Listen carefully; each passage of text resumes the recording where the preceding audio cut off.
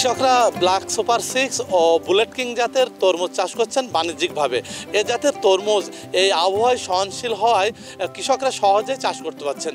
এ মৌসুমে বৃষ্টিপাত বেশি হওয়ার পরও কৃষকরা এ জাতের তরমুজ খুব স্বাভাবিকভাবেই চাষ করছেন তাদের জমিতে।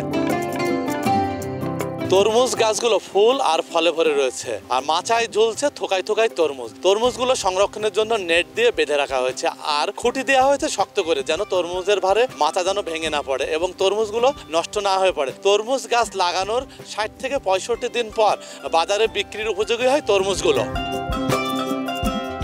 ব্ল্যাক সুপার 6 ও বুলেট কিং জাতের তরমুজ রসালো এবং সুস্বাদু হয়। এ তরমুজের ব্যাপক চাহিদা রয়েছে বাজারে। বাজার থেকে বিভিন্ন বয়সের মানুষ এই অসময়ে তরমুজ কিনে খান। এ তরমুজ রসালো এবং সুস্বাদু হওয়ার কারণে মানুষের কাছে ব্যাপক চাহিদা রয়েছে। তরমুজে সার মাটু কম লাগে, রোগ বালাই কম, পোকামাকড় কম, হলো ভাইরাস কম।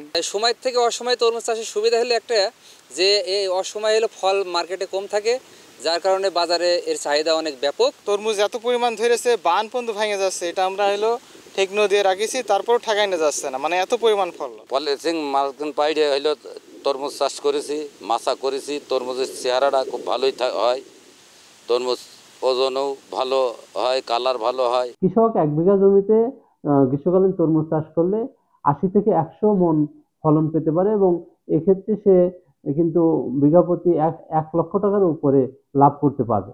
কারণ এখানে তার খরচ হবে 30,000 টাকা, 30 থেকে 40,000 টাকা। তো সেক্ষেত্রে আমি অবশ্যই কৃষক ভাইদেরকে পরামর্শ দিব যে আপনারা গ্রীষ্মকালীন তরমুজ চাষ করবেন, কারণ বাজারে এটার ব্যাপক চাহিদা রয়েছে। আবহাওয়া অনুকূলে থাকায় কৃষকরা এ জাতের তরমুজ চাষ করে লাভবান হচ্ছেন প্রতি বছরে অসময়ে তরমুজ চাষ করেন কৃষকরা। মালচিং পেপার এবং মাচায় এ জাতের তরমুজ চাষ করায় খরচও তুলনামূলক কম এবং রোগবালাই কম হওয়ার কারণে কৃষকরা খুব সহজে এ জাতের তরমুজ চাষ করতে পারেন। মাহফুজ মামুন, সময় সংবাদ, চুয়াডাঙ্গা।